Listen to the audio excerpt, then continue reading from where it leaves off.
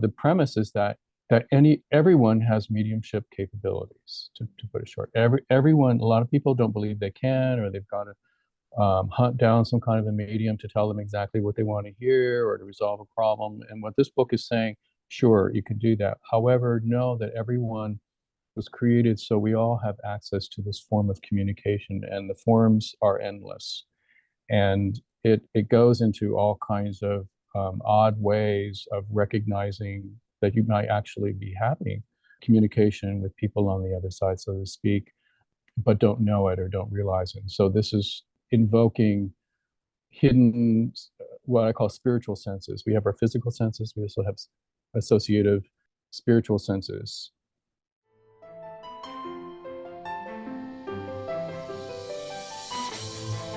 Welcome to Soul Explorers with your hosts, Gary Langley and Sally Taylor.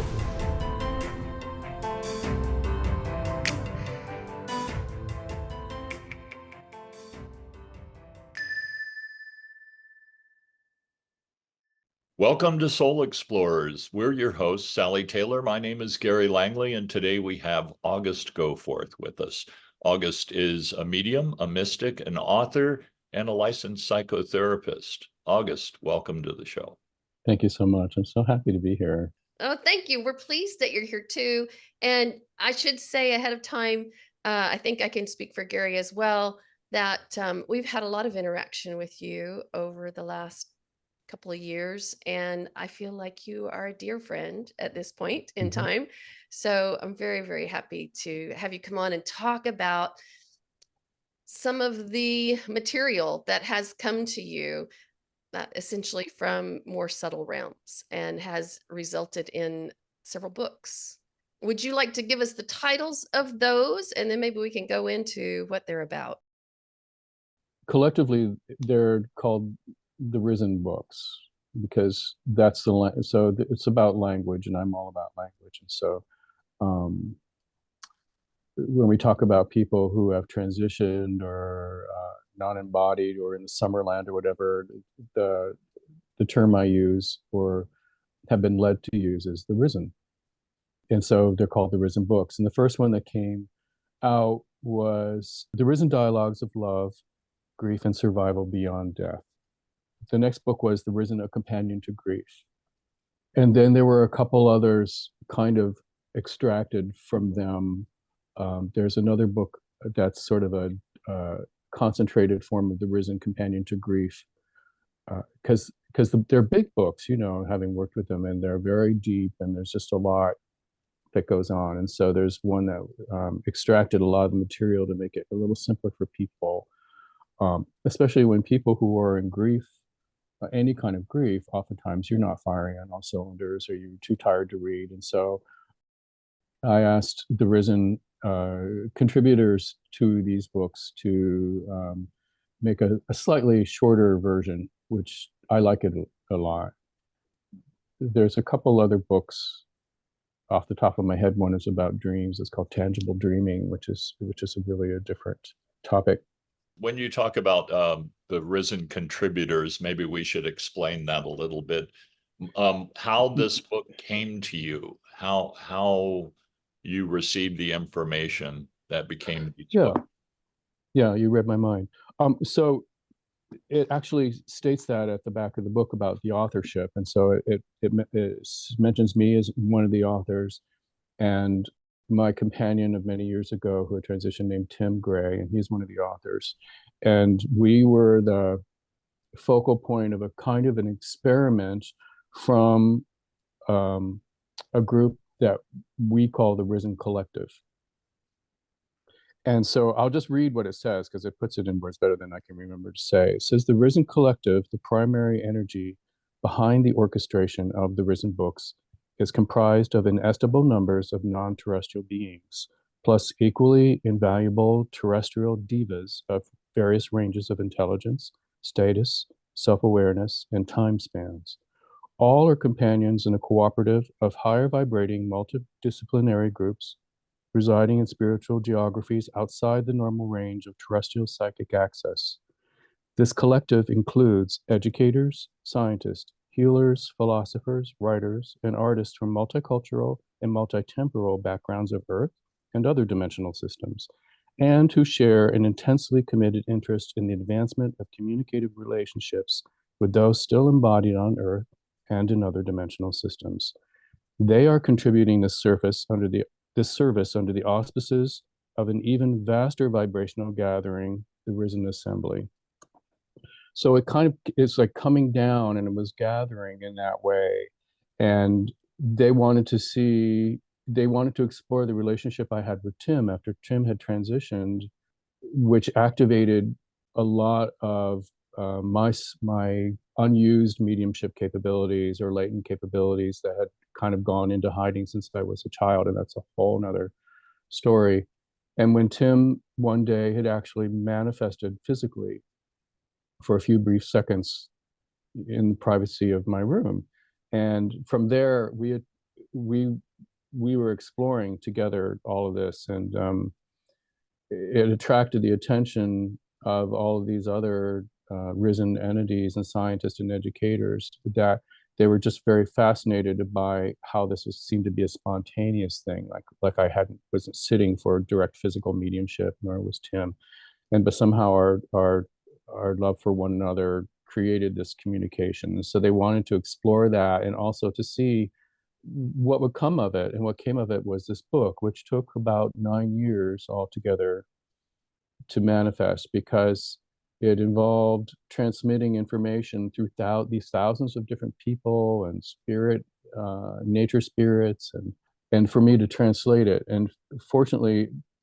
things lined up, because Tim was a very brilliant writer and editor here in New York City, and I am a really, really good writer, and we both have very good command of the English language. The English language is the most malleable language on the planet, is that it changes from day to day, and it can adopt and stretch and translate new things. And it's just a brilliant something or other. And so English was the language that they wanted us to use. And the book just grew out of that. And it was basically also what you would call my mediumship abilities or capabilities also were important in that. One day I was just talking with Tim, and he said, "Oh, how would you like to write a book?" I've always, and stupidly I said, "Sure, yeah, why not?" But at that moment I had made this commitment, and it opened up these huge doors where information just started pouring in and pouring in. And people often ask, like, how do you know all this stuff, or where does this all come from? I said, it just comes from infinity. It comes from the universe. It's all channeled. And then I have to find the right language for it. And I had a lot of people in spirit working with me saying, no, that's not the right word. We're trying to find the word I use is vibration. That's a weird word to use, but for now, for the sake of argument, that this word will convey this emotion. So it's all about emotional energy. Emotions, I use the word E plus motion, energy and motion, and our feelings always tell us the truth. And so these books are designed to evoke old and new emotional experiences, and to validate emotional experiences, and to convey truth, and only the person reading it. Like, I'm not saying that the books are giving us the truth, but there are truths that may resonate with certain people. And people who have read these books constantly comment to me and how it seems to be an active living material, that it seems to change in some kind of way. So there's a lot of psychological stuff, which because I'm a psychotherapist as well and a psychologist, that I have a lot of background in that. So you can see there's just all this information being relayed, but then trying to capture it and then put it in simple, readable form was yet another huge challenge, which is why it took so many years. And when I say it was 24/7, I mean it, because sometimes I would be woken up at 3:30 in the morning, and they would say, someone was finally able to get through with this piece of information for this sentence on page 59.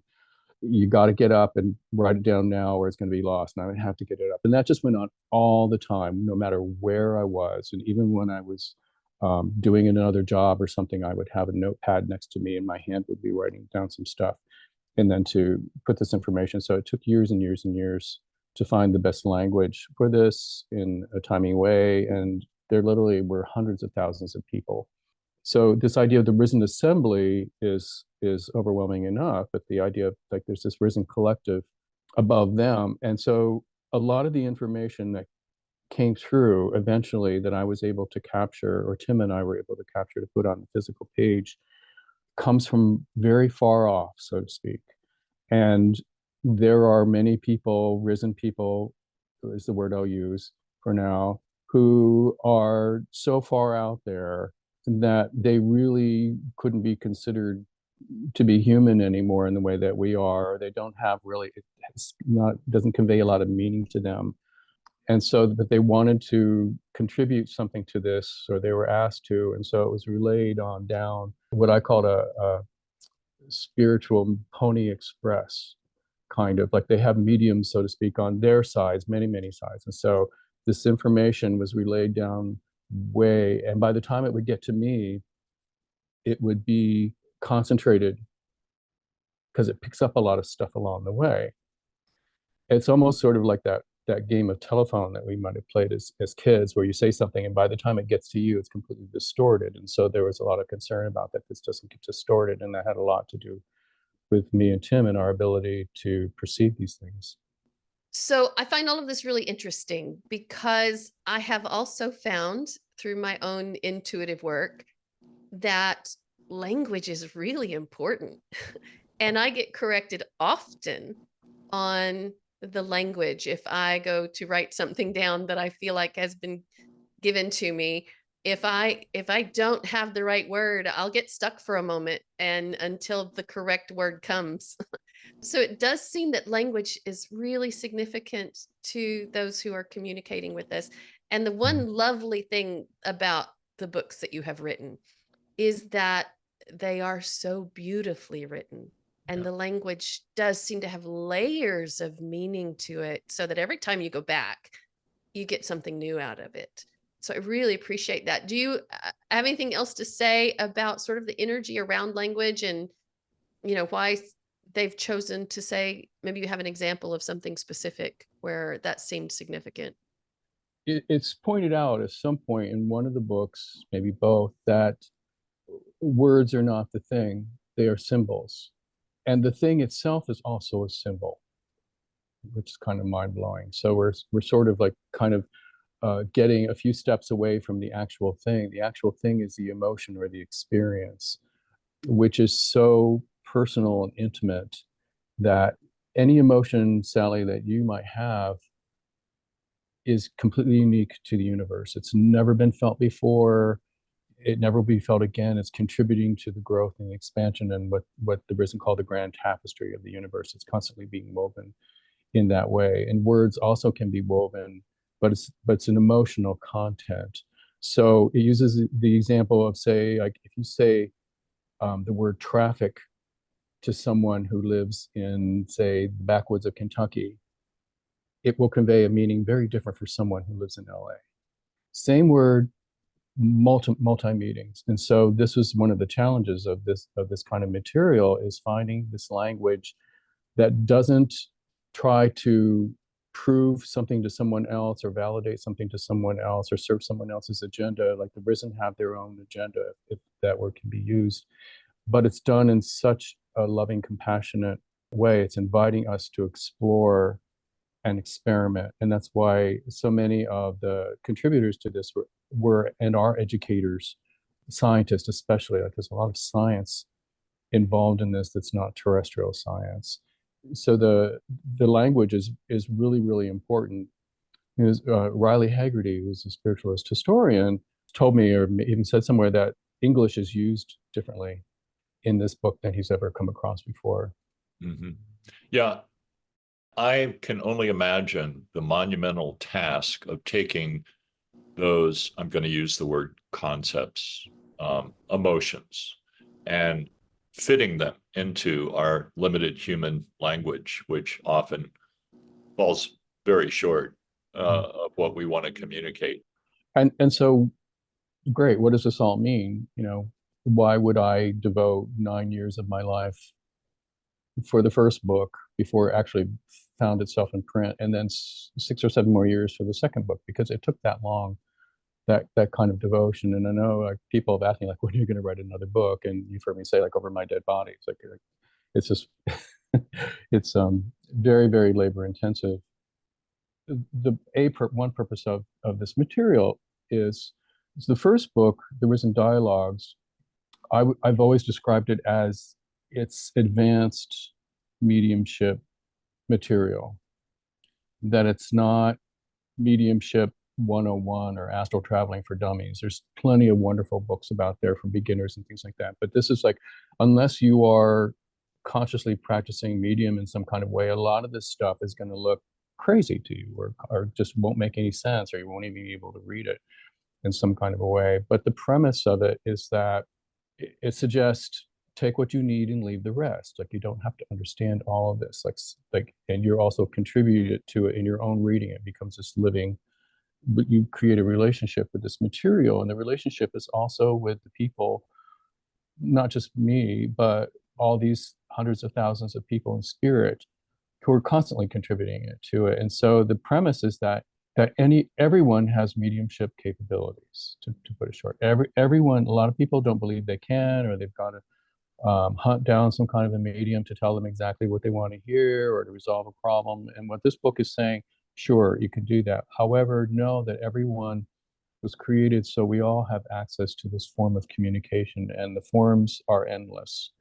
And it goes into all kinds of odd ways of recognizing that you might actually be having communication with people on the other side, so to speak, but don't know it or don't realize it. So this is invoking hidden, what I call spiritual senses. We have our physical senses. We also have associative spiritual senses, clairvoyance, clairaudience, hearing, seeing, feeling, sensing, and stuff like that. With most people, they're kind of very latent or sleeping in something. So this book is designed to start stimulating and raising some of those things. And so it's encouraging people in safe ways, and that's another issue as well too, to explore how you probably already have been communicating with the risen in some kind of a way.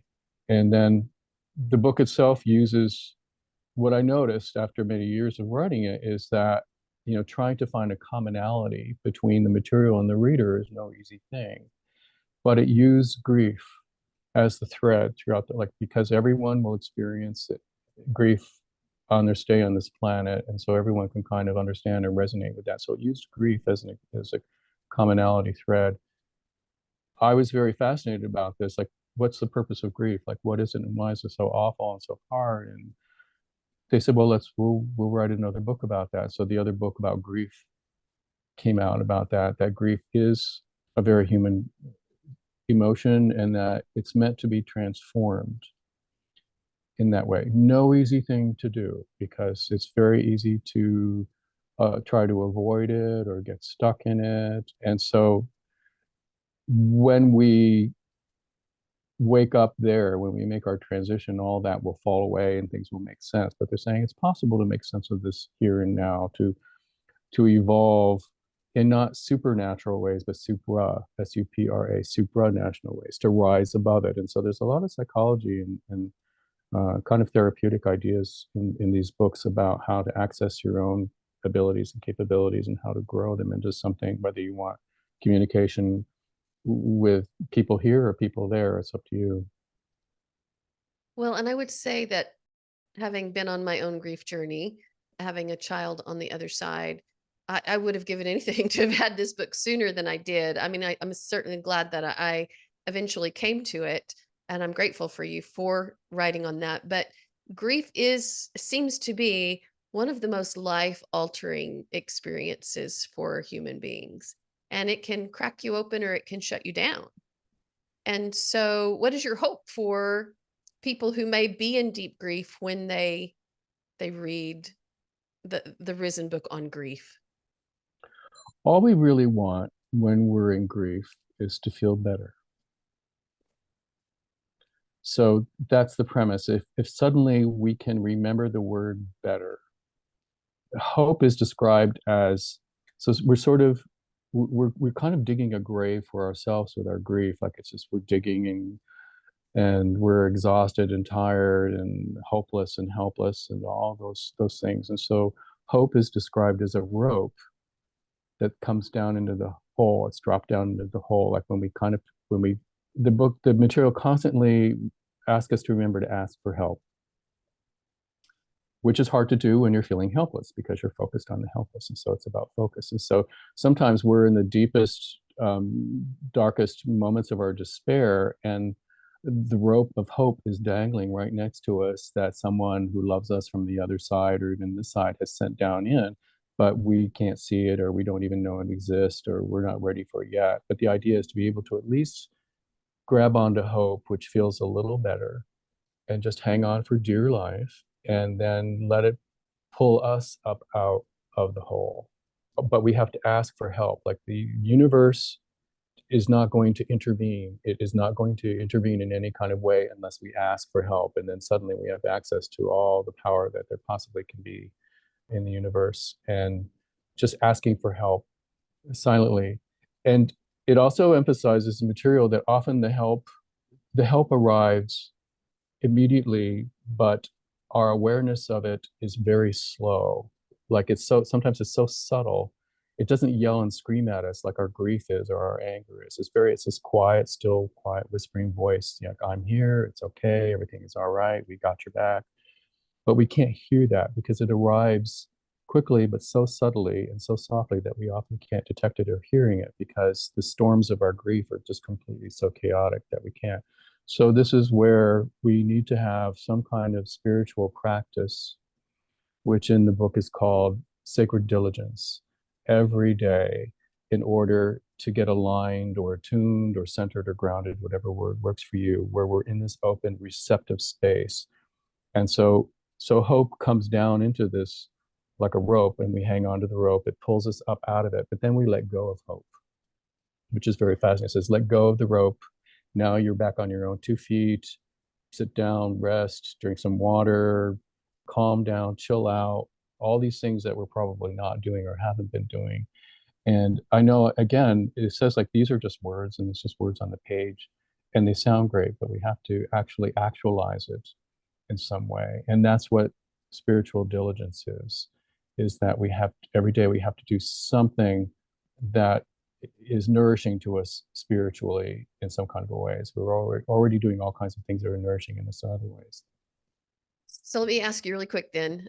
For me, I fell into meditation early on after my son transitioned, and found that that was very quickly the easiest way, not only to soothe myself, but to start to be open to the possibility of communication.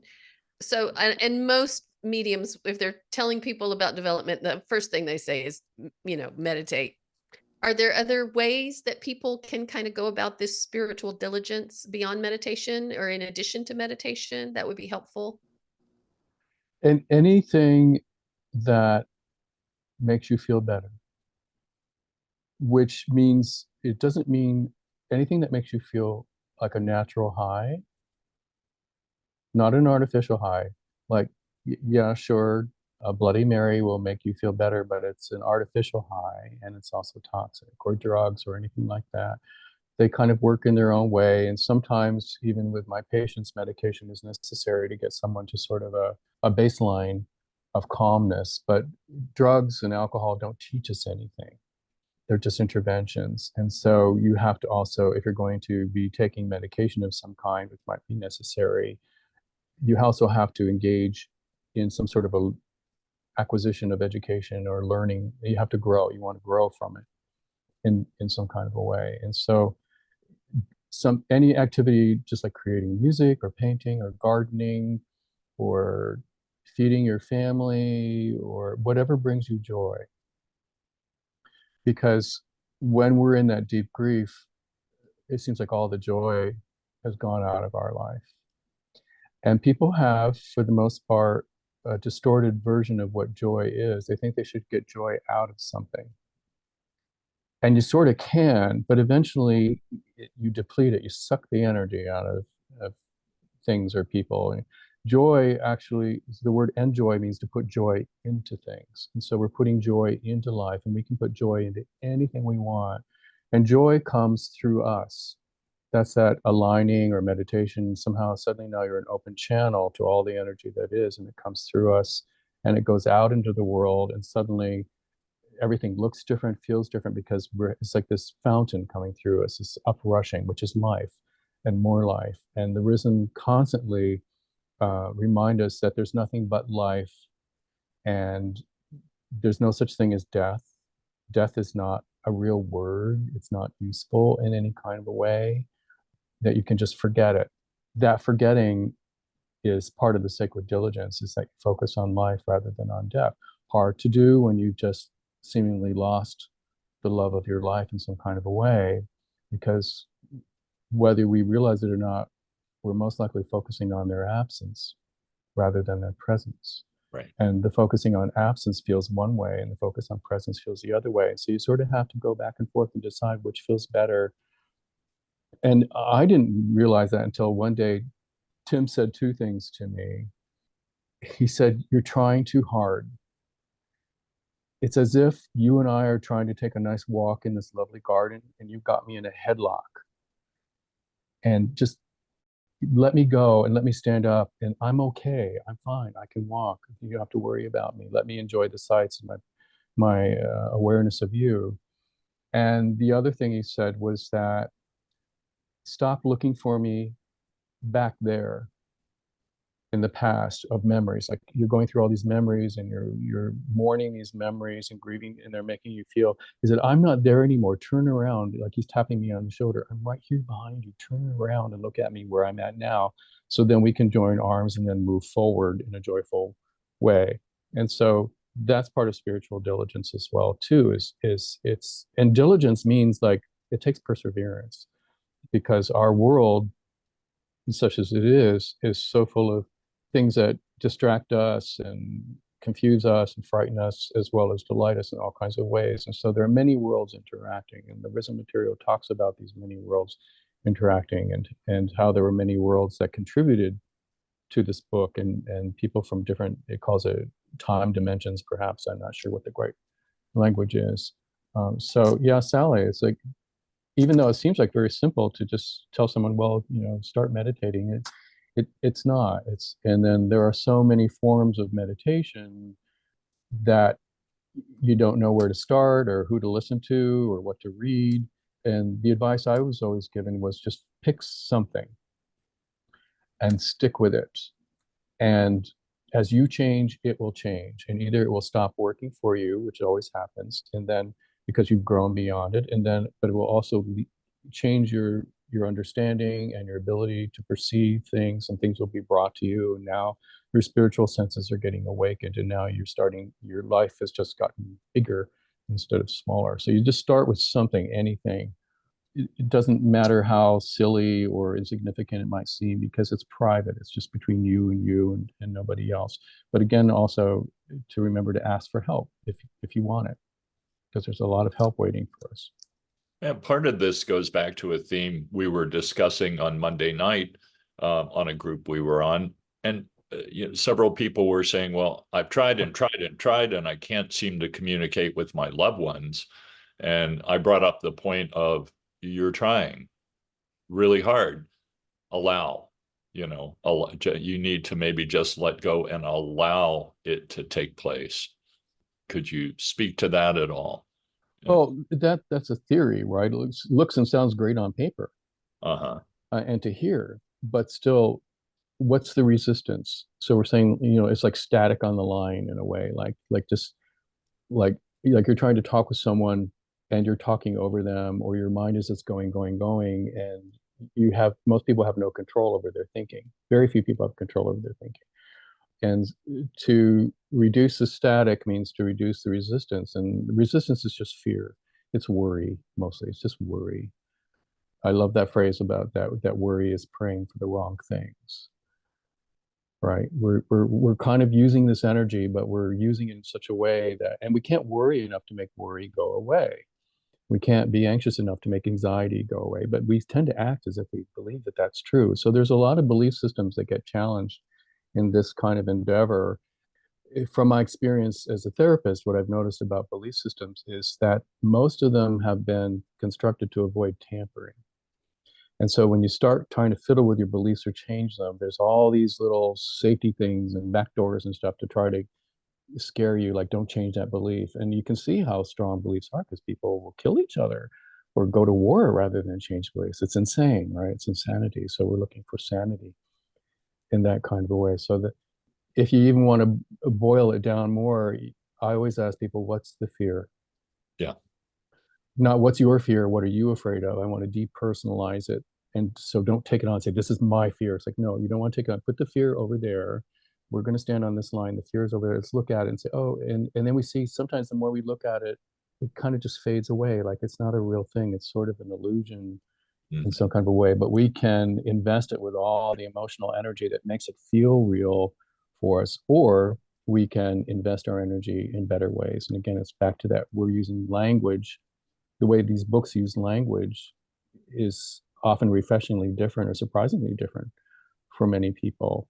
And it doesn't try to dissuade you in any way. It's just offering, these are examples or these are ideas. So again, it's a lot of exploration, a lot of experimentation in that kind of way. It's very scientific in that way. Well, and you're hitting on a really important word to me, and I think Gary as well, because of the name of our podcast, Soul Explorers. But a big piece of my personal healing was based in becoming exploratory and being curious about potentials and what can be experienced, and what relationship do I still have with my loved ones who have left this physical world. And as I allowed my curiosity to lead me, I became much, much, much more joyful, less in grief, and more confident in that ongoing relationship, which is why I love your books, because they very much help people to sort of fall into that curiosity around what's possible. I'm so glad you brought that up, because in the book on grief, it includes and expands upon a lot of material from the original book because it presents it in a new way. So there's sort of an introduction. I don't know if it's called introduction, but it's something that's like a sort of like it's an introduction to the book on grief. And at the end, it says, if you understand, if you feel you understand everything that you just read, you don't have to read any further. It's all encapsulated in this. But it said, because we know you want more and you want to hear more, the Risen have provided us with lots more to explore and beyond this. And one of the main few premises that it puts forward is this idea is to remain curious, unbiased, and unafraid. Those three qualities, if you can keep those three qualities going, you're going to be, everything is going to just unfold perfectly no matter what. It just does. And it's a curiosity that, maybe in our grief, we throw ourselves down on the ground and we can't get up. We're too tired. We won't get up at some point.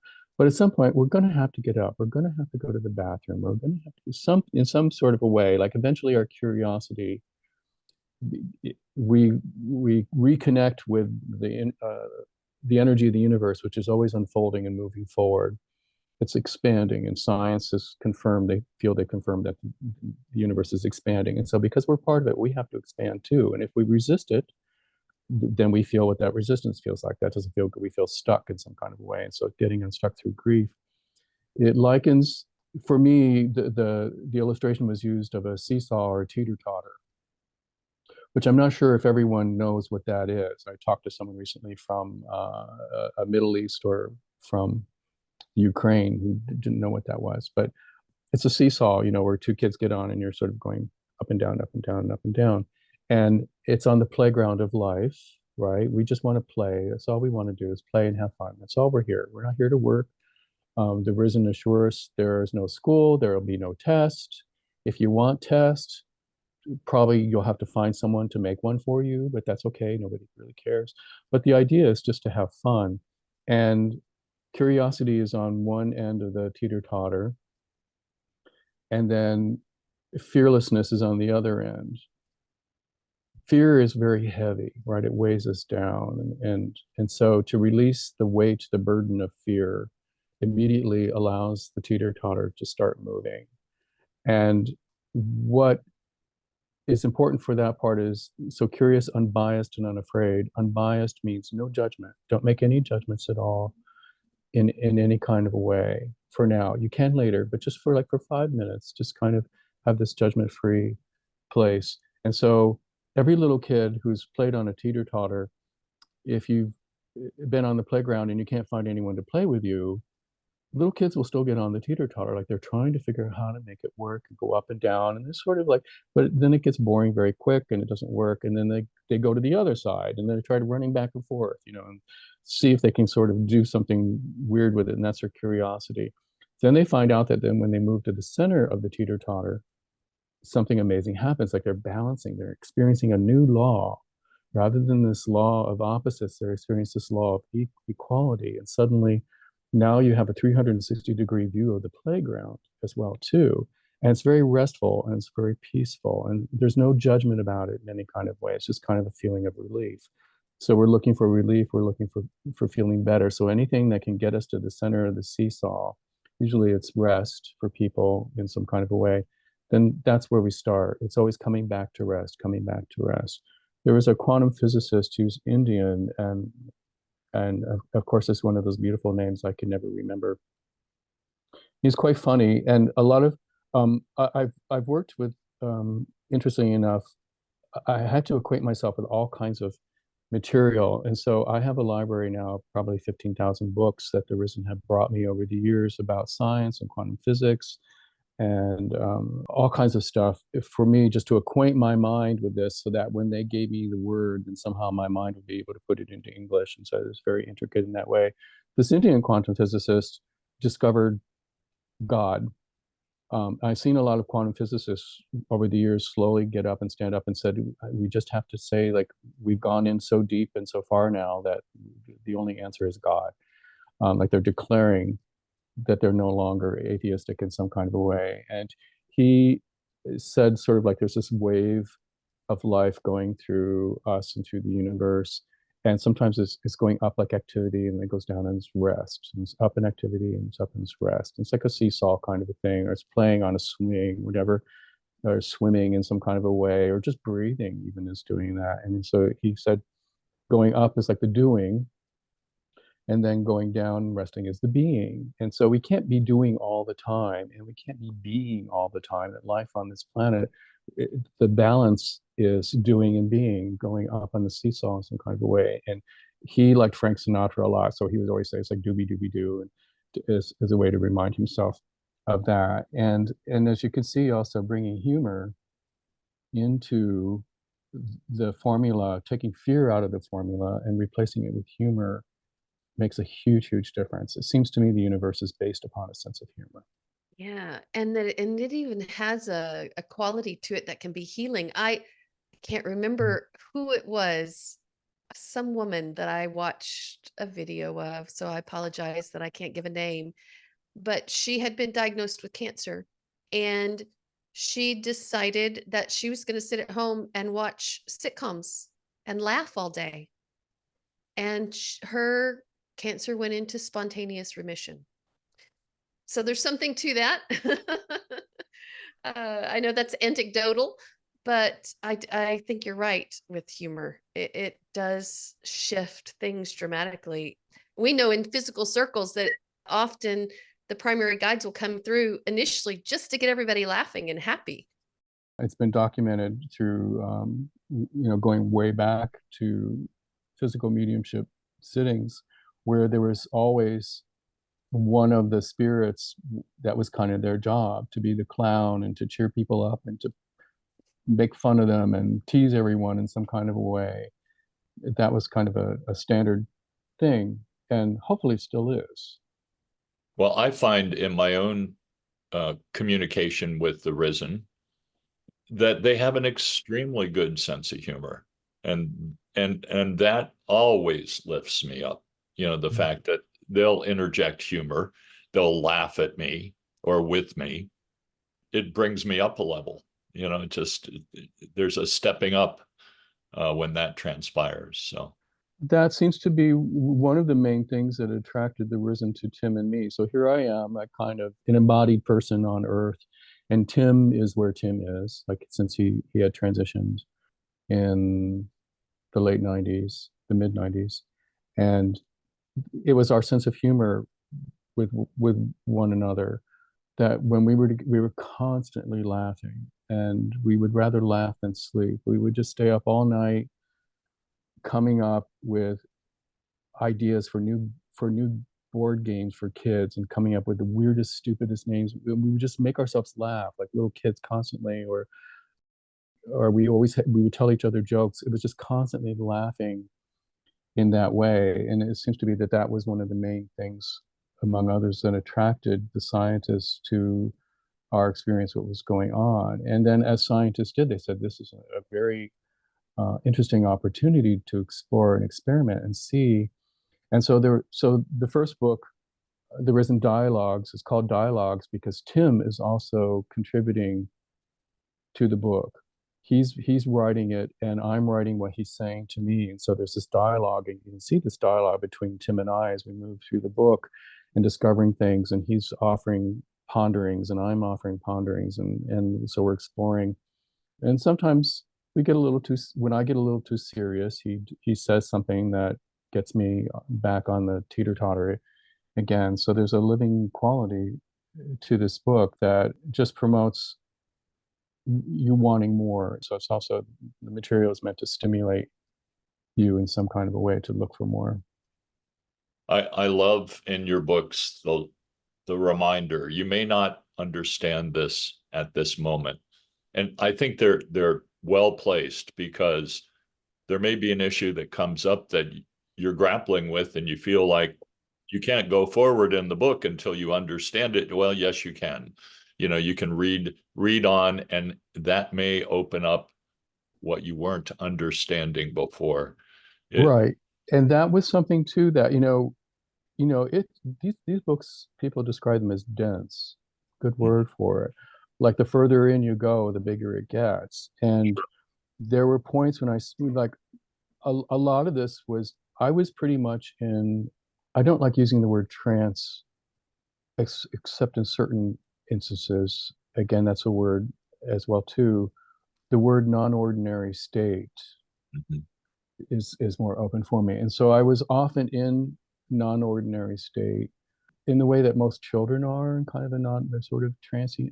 I've never left that for some kind of a reason, and that's because my grandmothers were mediums, and there was a whole back history to my upbringing, that when I would sort of come to and read what was just transmitted, even though I was conscious, I couldn't, it didn't come from me. Like I had to read this as well too. And then Tim is looking at the words and moving the words. And I said, like, this is just too overwhelming or too much. And so they said, well, then slow down. Like, you don't have to jump to the next paragraph just to be able to say you finished a chapter or something. Like, there's something about this paragraph that is drawing you in and wants you to spend time with it. So we came up with this graphic, and the words below it says, the words may not make conscious sense at this time, but my spiritual senses comprehend and retain the knowledge for authentic self. And it says, breathe in and breathe out. Because I also noticed when I was kind of holding my breath, and they said, no, stop, breathe, take a deep breath, go back and reread it. And don't worry if you don't consciously get what you just read, you felt something. And that's the important thing, because feelings always tell us the truth, always. Our minds lie to us all the time, but our feelings are always telling us the truth. So know that even if consciously you didn't understand this, that your spiritual senses are comprehending this. And this is also to get you acquainted with your spiritual senses and to start activating them and enlivening them. And then when you come back, it will read differently. And indeed, people just have written me so many times, you're saying, they would write me and say, you don't address this particular thing in the book, and this is what's coming, this is very unique. And I said, well, go to page 65, second paragraph. And they go and they said, but that wasn't there before. I'm pretty sure that wasn't there before. And I have the same experience as well too. It's just our ability to comprehend and see and understand. We can only take in so much once. So it's always encouraging us to take a breath and just breathe through it. So originally, there were several major publishers who were interested in these books. people that I had formed relationships with. Tim and I had when we both worked for publishers back in the 80s. And there were some major publishers who were interested, but the Risen said, no, absolutely not, because they will slash and burn it. They will pull it apart. They will have their own marketing agendas. They will argue with you about language. We need to have complete control over that. And so I had to create my own publishing company because I had worked as a computer graphic artist and word processor when it was just being developed. That's what I did for clients here. I created books. And so I knew how to create my own book and do all the imagery and stuff. So I literally did all of this. Tim and I did all of it from beginning to end. I'm not sure where I was going with that, but I think there's no coincidences about the skill sets that we develop and how they ultimately get utilized, it seems. thank you. Yeah, that's what I was trying to say. Also, because so the word orchestration is used an awful lot. And if you've ever been to an orchestra or if you've been in an orchestra, also because I'm one of those overeducated people, so to speak. Like I have degrees up the wazoo, and my curiosity has led me to learn all these new things. And I was trained as a classical musician as a child, and I have all these art degrees and just all and science and biology and all this stuff that contributes to that. But orchestration is my favorite word about how if you're in an orchestra, if there's one, everything is orchestrated. Like all these instruments are chosen exactly to create this immense harmony, and the universe is built upon harmony. And if something goes out of harmony, which it does, the universe will bring it back into harmony if we don't resist it, if we kind of don't be afraid and just let it resolve. And so these books were orchestrated. You can see as you're reading it, just all this stuff brought together. And then it's also intricately machined almost together or in some kind of a way, or fabricated or put together. I don't know, those aren't very good words. And one thing that the Risen suggests is to know that sometimes you will come upon material in the book that doesn't make sense. And you'll hear yourself say, well, that doesn't make sense. That kind of contradicts what was just said a few pages back, or it sort of doesn't seem rational, or it sort of just doesn't quite complete itself in thought. And they're saying this was done intentionally. It's like these dangling participles. If you know about grammar and stuff, it's sort of like dangling, and there's like these little threads to get your attention and to grab on this thread and to invite you to start following the breadcrumbs into the forest. And so it's sort of to lead you off the path. Everyone thinks we've got to be on some kind of a path. This is to get you off the path and go exploring with your own mind, saying, well, that doesn't make sense. Let me think about that more. And they never complete it. They leave it for you to complete because it's your unique experience and it's what you will contribute to your own spiritual growth and the growth of the universe. That's beautiful. Well said. August, where do you recommend people go to find these books? I know Amazon carries them, but I think you have other avenues as well. Well, there's the website at therisenbooks.com. There's you can either go, there's a lot of podcasts that I've done over the years back with some pretty interesting people, but there's a place where you can click on the link and it will take you to the company that publishes or actually prints my books. And so they're print on demand. You can buy them on Amazon and everything like that, but I would just go to the website, which takes you to the printer itself, and then the printer will print you a brand new fresh copy, which may take anywhere from 7 to 10 days of any of those books. And there's something magical about these books and having them in physical form. Exactly. And again, the orchestration, they were built by hand on purpose, intentionally. Every single punctuation is placed. It could have taken years to make that comma appear where it appeared in that period. And they insisted that the page has to end here. Everything was orchestrated and constructed, including the art that's in it.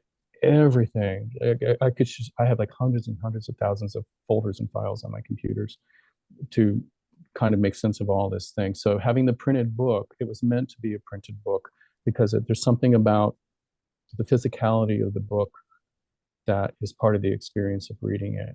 I agree. in the early days when Kindle was just first coming out, some people said, "Oh, I want things for my Kindle." They were reporting to me that their Kindle was having problems.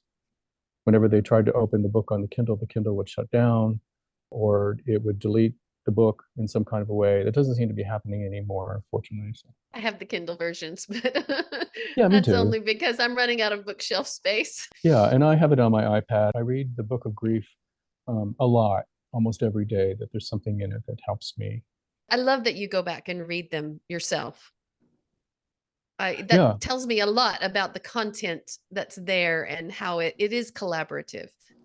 Well, it also states very clearly in the beginning of the book on grief that I state very clearly, a few places where my voice is heard, I said, this book was also written for me, this book on grief, because at that time I said, I know there are some grief experiences coming my way that I'm not sure I'm going to be able to withstand or handle. Like, I'm pretty scared about these grief experiences I know are coming my way. And so this book is written for me as well too. And it also emphasizes that I'm not an expert on grief in any kind of way, nor should I be presented as one. And so this book is for me as well too. And indeed, during one part of the book, I experienced 8 transitions of people, like within 8 months, friends of mine.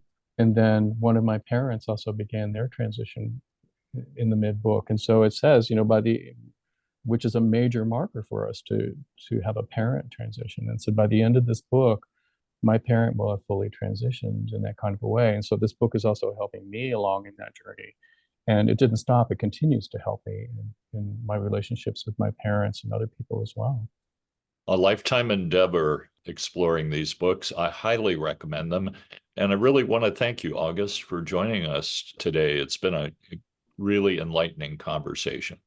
August, you also lead a group, which Sally and I participate in, called the Risen Exploratorium. And it's a discussion chapter by chapter, twice a month. Right. Well, it was kind of a thing that I wanted to have going back from the beginning.